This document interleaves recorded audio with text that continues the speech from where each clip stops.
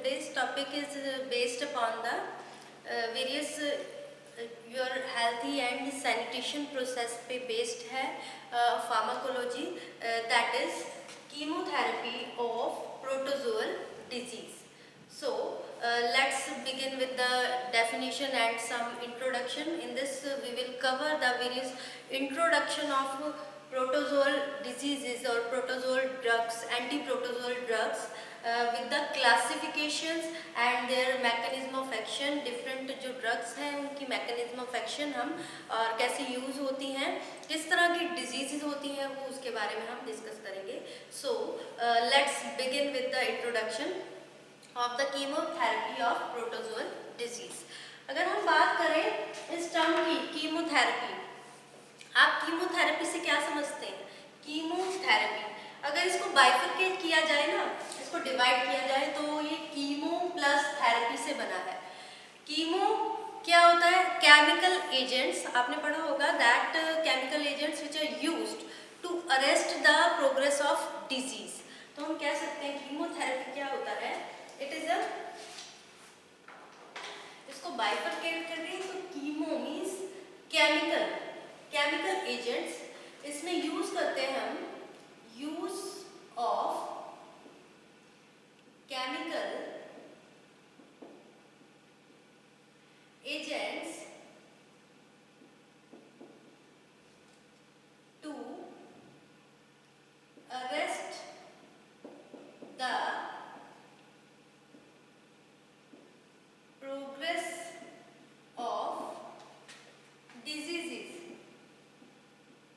अलग अलग डिजीजेस, बहुत सी डिजीजेस जो कि पैरासाइट से होती हैं, माइक्रो ऑर्गेनिज्म से होती हैं, उनको आगे बढ़ने नहीं देता. किससे? बाय केमिकल एजेंट का यूज करके. यानी केमिकल एजेंट्स क्या हैं? हमारी ड्रग्स हैं. अब हम बात करें प्रोटोजोअल डिजीज की. प्रोटोजोअल क्या होता है? प्रोटोजोआ क्या होता है?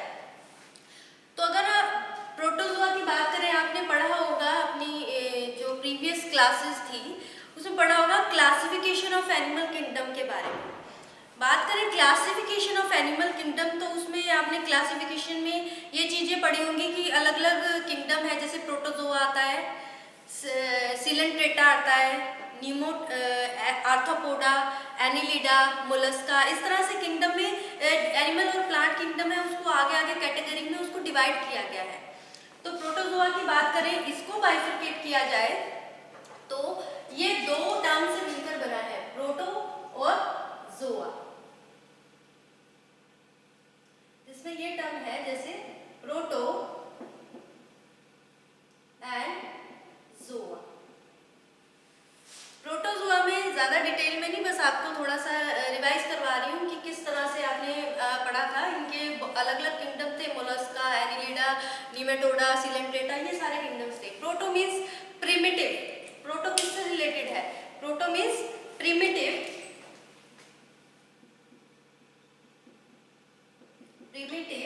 And zoa means animals. ये हमने इसको बाइफरकेट किया, यानी इसको डिवाइड दो टर्म से मिलकर बना है. Primitive animals, they are the, protozoa होते क्या है? They are the primitive animals on the earth. उसके बारे में बताया. अब ये प्रोटोजोआ है, ये किसमें कहाँ पे मिलता है? It is mostly found in the, ये वाटर एनिमल्स ही होते हैं. इसको पानी में ज़्यादा मिलता है. बहुत ही स्मॉल होते हैं, इतने छोटे होते हैं कि कांट विजुअल, इसको विजुलाइज नहीं कर सकते हम नेक्ड आई से. अलग अलग कलरलेस भी होते हैं, ट्रांसपेरेंट भी होते हैं. ये जनरल चीज़ें आपने पढ़ी होंगी.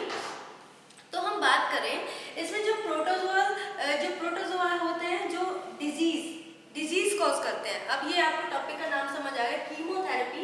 इट मीन्स वो एजेंट्स यूज किए जाते हैं, यानी वो केमिकल एजेंट्स जिसको हम ड्रग्स कह देते हैं, वो ड्रग्स यूज की जाती है जो कि प्रोटोजोअल यानी जो कि प्रिमिटिव एनिमल्स, जो कि प्रोटोजोअल एनिमल्स जो कि पैरासाइट्स होते हैं, वो डिजीज कॉज करते हैं. उस तरह के एजेंट्स को हम पढ़ेंगे इसमें.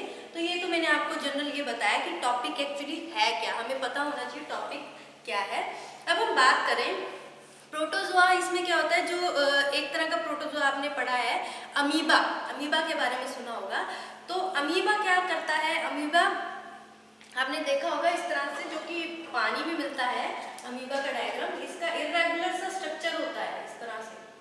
अमीबा कोई शेप अमीबा क्या है, अमीबा क्या करता है, ह्यूमन बॉडी में एंटर करता है। प्रोटोजोआ है, ये भी जो अमीबा है, आपने सुना होगा अमीबा, प्लाज्मोडियम, ये इस तरह के जो पैरासाइट होते हैं ना, ये डिजीज कॉज करते हैं। और ये पैरासाइट क्या है, प्रोटोजोआ है। प्रोटोजोआ जो कि एनिमल्स पानी में मिलते हैं। तो ये क्या करते हैं, जैसे अमीबा की बात करें, अमीबा गैस्ट्रिक, ये हमारे ह्यूमन बॉडी में एंटर कर जाता है। किसके थ्रू एंटर करता है, बाय हम बात करें बाय कंटेमिनेटेड फूड और वाटर के थ्रू हमारी बॉडी में एंटर करता है। लेकिन जो गैस्ट्रिक HCl होती है वो डिस्ट्रॉय कर देती है, क्योंकि कुछ प्रोटोजोआ किस तरह के होते हैं, कुछ प्रोटोजोआ इस टाइप के होते हैं कि जो कि इतने इनएक्टिव होते हैं, ज़्यादा वो नहीं होते, इन्वेसिव नहीं होते। नॉन इन्वेसिव होने के कारण वो क्या होते हैं, गैस्ट्रिक HCl में ही डिस्ट्रॉय हो जाते हैं, वो हमारी इंटेस्टाइन तक पहुंच ही नहीं पाते। लेकिन कुछ प्रोटोजोआ ज़्यादा इन्वेसिव होते हैं, तो वो लार्ज इंटेस्टाइन को कुछ और तरह की प्रॉब्लम्स क्रिएट कर देते हैं।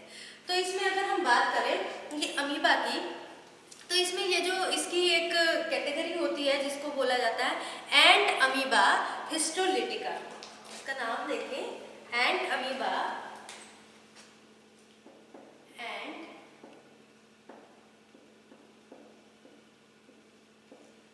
हिस्टोलिटिका। एंट अमीबा हिस्टोलिटिका की बात करें, हिस्टोलिटिका ये जो सॉरी ये थोड़ा हिस्टोलिटिका, अब इसको बाइफरकेट, एंट अमीबा ये अमीबा ही है, हिस्टोलिटिका इसको अगर हम बाइफरकेट करें, बात करें इसकी, हिस्टो होता है, histo means tissue, lytica means lysis. अब ये क्या होता है, टिश्यू को लाइसिस यानी ब्रेक डाउन करके अलग अलग प्रॉब्लम्स कॉज कर देता है।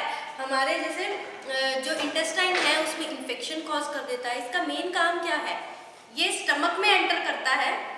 स्टमक में एंटर करने के बाद अगर ये सर्वाइव करता है, बहुत से तो ऐसे होते हैं जो कि सर्वाइव ही नहीं करते, लेकिन अगर सर्वाइव करता है तो ये क्या करेगा, मल्टीप्लाई होएगा।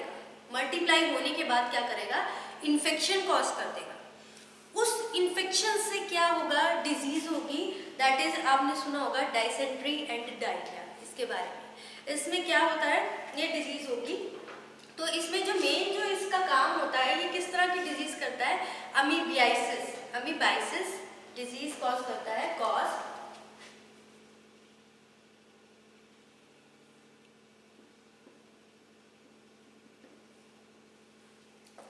ये डिजीज कॉज करता है। ये डिजीज क्या होता है, it is caused by the, किसके कारण होता है, ये क्या करती है, जो एंट अमीबा हिस्टोलिटिका क्या करता है, ये इन्फेक्शन कॉज करता है। कॉज, इसकी बात करें तो it cause infection in the liver and intestine. Infection in liver and intestine,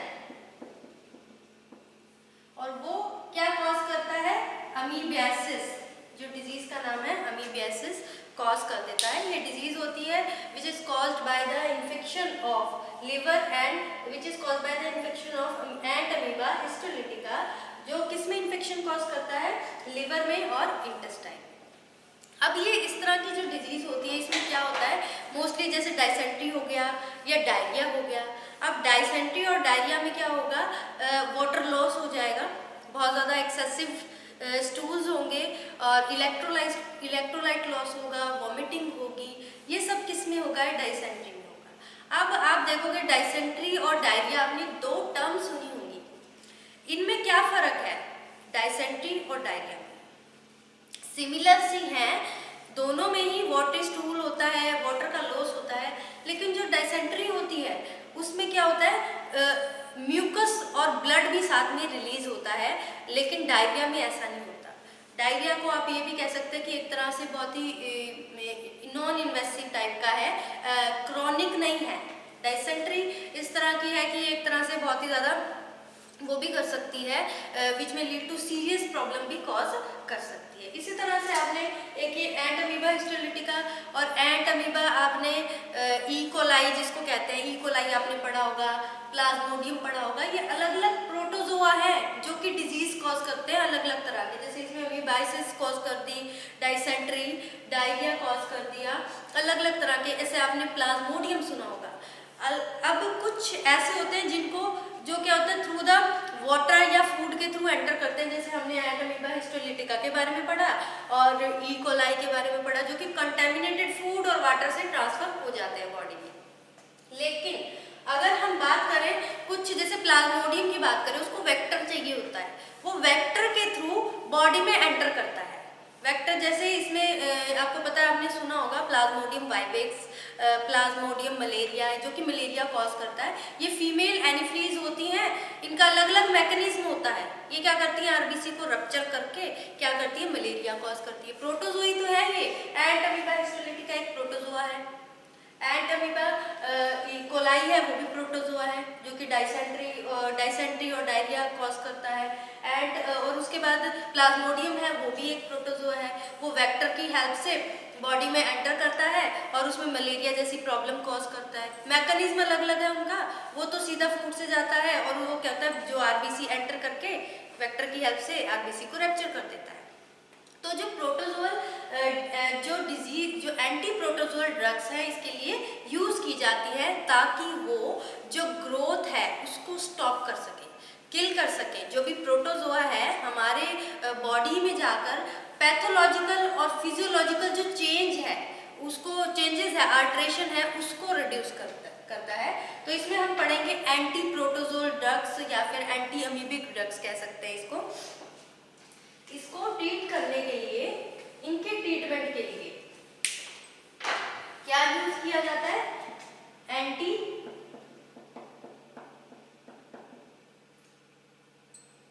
protozoal drugs और क्या कह सकते हैं हम, एंटी अमीबिक ड्रग्स, ये यूज की जाती है इनकी ट्रीटमेंट के लिए। ये जो डिजीज है या फिर हम ये कह सकते हैं इन डिजीज के ट्रीटमेंट के लिए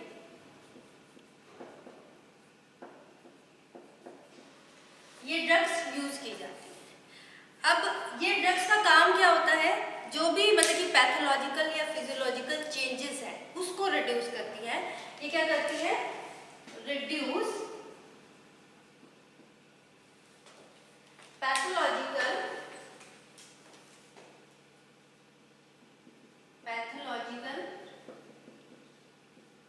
एंड फिजियोलॉजिकल अल्ट्रेशन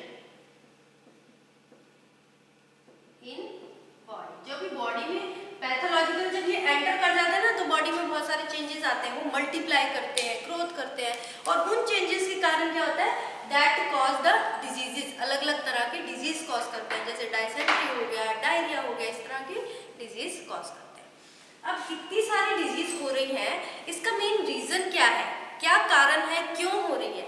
मैंने इनिशियली आपको जब स्टार्ट किया था चैप्टर तब मैंने आपको ये बात बोली थी कि जो आपका ये चैप्टर है कीमोथेरेपी ऑफ प्रोटोजोअल डिजीज, ये बेस्ड है आपके सैनिटेशन प्रोसेस से। तो इसका सबसे पहला रीजन क्या हो गया, कॉज क्या हो गया, अगर हम बात करें इसके रीजन की,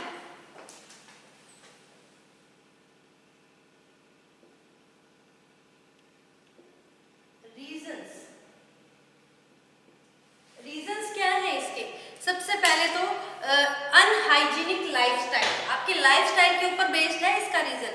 अनहाइजीनिक लाइफस्टाइल, लाइफस्टाइल आपका कैसा है, अगर आप प्रॉपरली साफ सफाई हाइजीन नहीं रखते, तब पुअर सैनिटेशन नहीं है अच्छे तरीके से, पुअर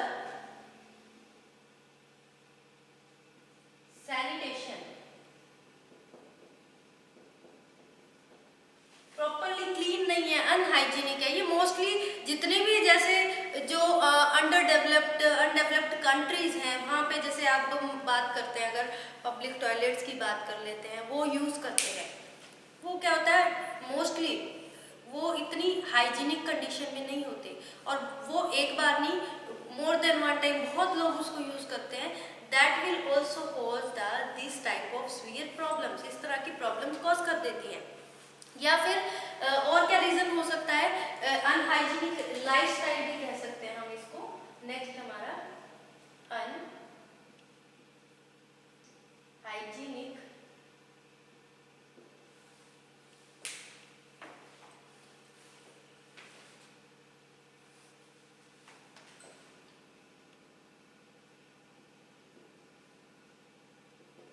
लाइफस्टाइल, या फिर contaminated food and water. Contaminated food और वाटर भी इसका एक मेन कॉज है, जिसके कारण क्या होता है, ये इस तरह की प्रॉब्लम कॉज करता है। क्योंकि कंटेमिनेटेड फूड और वाटर को कंज्यूम करना एक तरह से इसको फिको ओरल रूट कहा जाता है, क्योंकि पता नहीं किस तरह का वो वाटर है जो यूज़ कर रहे हैं अलग अलग फूड मटेरियल, फूड स्टफ में।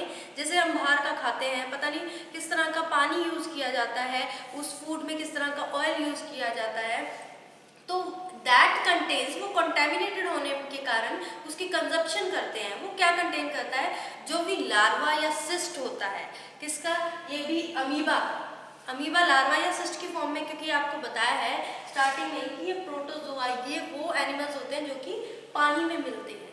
तो इसमें क्या होता है, वो पानी में प्रेजेंट होते हैं, पानी और फूड के थ्रू हमारी बॉडी में एंटर करते हैं in the form of larva और सिस्ट की फॉर्म में एंटर करते हैं। अब बात करें इसमें, इसकी सिवियरिटी के बेस पे ये दो तरह के होते हैं, एक तो इन्वेसिव होते हैं और एक नॉन इन्वेसिव होते हैं।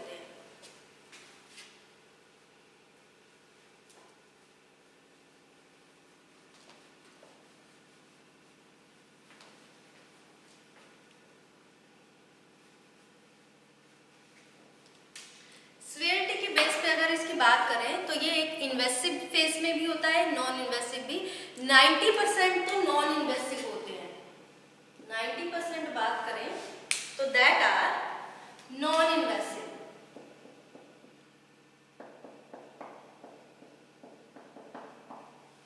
और जो 10% होते हैं, that 10% are invasive, invasive phase में होते हैं, इन्वेसिव फेज। अब 90% नॉन इन्वेसिव फेज मतलब कि वो ज़्यादा इफेक्टिव नहीं होते, ठीक है, बॉडी में एंटर किया, कोई थोड़े बहुत सिम्टम्स हैं हमें दिखे तो ठीक है, अदरवाइज कोई ऐसी सीरियस प्रॉब्लम नहीं है, कुछ इस तरह के सिम्टम शो नहीं करते, वो नॉन इन्वेसिव होते हैं। या फिर हमारे बॉडी में एंटर किए, हमारे बॉडी में क्या है, स्टमक में गैस्ट्रिक HCl है, वो उसको डिस्ट्रॉय कर देता है, आगे इंटेस्टाइन तक पहुंच नहीं देता, या फिर वो आगे मल्टीप्लाई नहीं कर सकता, तो वो नॉन इन्वेसिव होते हैं 90%। क्योंकि हम बाहर का फूड स्टफ बहुत खाते हैं, तो हमें क्या पता किस तरह का वो मटेरियल यूज़ कर रहे हैं, किस तरह का वो कंटेमिनेटेड भी हो सकता है, हाइजीनिक नहीं हो सकता प्रॉपर्ली, तो मोस्टली हम उसको 90% नॉन इन्वेसिव फेज में मानते हैं, कुछ इफेक्ट नहीं पड़ता। लेकिन जो 10% है वो इन्वेसिव फेज में आ जाता है, इट मीन्स वो किसको इफेक्ट करता है, हमारे कोलोन को, लार्ज इंटेस्टाइन को इफेक्ट करता है और सीवियर प्रॉब्लम कॉज कर देता है। अब ये होता कैसे है, ये कंटेमिनेट कर देता है, ये कैसे हमारे इन्वेसिव फेस होता है, ये कहाँ से हमारे उसमें आता है, कंटेमिनेटेड फूड और वाटर से, या फिर अनहाइजीनिक लाइफस्टाइल से। अब इसका एक मैकेनिज्म है भी, किस वे से वो हमारी बॉडी में एंटर करता है जो अमीबा, और किस तरह से अलग अलग डिजीज कॉज करता है, और उसके हम किस तरह से बचाव कर सकते हैं, किस तरह के मेजर्स ले सकते हैं, वो हम करेंगे नेक्स्ट लेक्चर में। अभी आज हमने आपको डिस्कस किया, मैंने chemotherapy of the protozoal disease हमारा नया टॉपिक था, जो कि सैनिटेशन प्रोसेस के ऊपर टोटली बेस्ड है, कि आप साफ सफाई रखोगे, हाइजीनिक कंडीशन में रहोगे और प्रॉपरली जो फूड है वो विदाउट कंटेमिनेशन अच्छे से फूड लोगे तो आपको ये प्रॉब्लम नहीं होगी। तो इसमें हमने कीमोथेरेपी के बारे में पढ़ा। कीमोथेरेपी वो एजेंट्स होते हैं, जो केमिकल एजेंट्स, जो कि उन डिजीज को ट्रीट करते हैं जो किसके कारण होती है, that are caused by the protozoa. Protozoa क्या होते हैं? प्रिमिटिव एनिमल्स होते हैं जो सबसे पहले इस अर्थ पे आए थे। उनको कहा जाता है, बहुत ही छोटे होते हैं, बहुत माइन्यूट होते हैं, इवन हम उसको नेक्ड आई से विजुलाइज नहीं कर सकते। उसके बारे में पढ़ा और उसमें थोड़ा सा प्रोटोजोआ के हमने बता कि कौन कौन सी डिजीज होती है, जैसे एट अमीबा हिस्टोलिटिका हो गया, एट अमीबा कोलाई हो गया, प्लाज्मोडियम, अलग अलग तरह के हमने प्रोटोजोआ के बारे में थोड़ा बहुत डिस्कस किया, अलग अलग किस तरह से क्या काम करते हैं, वो ड्रग्स क्या करती हैं, वो पैथोलॉजिकल और फिजियोलॉजिकल जो हमारे बॉडी में जाकर ना ये एक तरह से न्यूट्रिशन लेते हैं हमारी बॉडी से और वहाँ पे मल्टीप्लाई करते रहते हैं तो वो डिजीज कॉज कर देते हैं। तो पैथोलॉजिकल फिजियोलॉजिकल जो अल्ट्रेशन होती है बॉडी को, उसको कौन प्रिवेंट करता है? एंटी प्रोटोजोल ड्रग्स और एंटी अमीबिक ड्रग्स। इसमें अलग अलग क्लासिफिकेशन भी हम करेंगे, तो ये हम नेक्स्ट लेक्चर में प्रोसीड करेंगे। इसका कैसे ये मैकेनिज्म है वो हम नेक्स्ट लेक्चर में पढ़ेंगे और किस तरह से एंटर करके डिजीज कॉज करता है और क्या क्या इसमें मैकेनिज्म क्या है और इसकी क्या क्लासिफिकेशन है, ये हम नेक्स्ट लेक्चर में प्रोसीड करेंगे। So thank you students.